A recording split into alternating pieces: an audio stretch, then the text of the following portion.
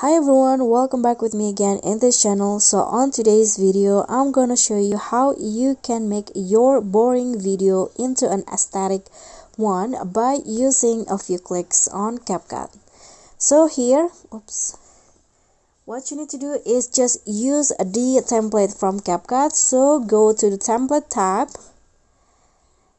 and here click on the search column at the top and find for a static template. Okay, so you can just choose which one to use.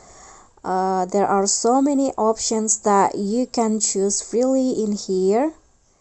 So for example, I'm going to use this one. So click on the use template, then add your videos or photo.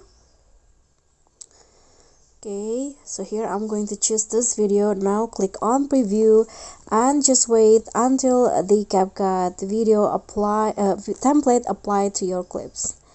Now your boring video will become aesthetic like this.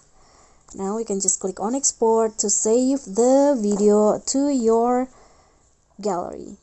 Okay guys, so that's all from me. Thank you so much for watching. Don't forget to like, comment, subscribe, and also click on the thanks button below. Bye.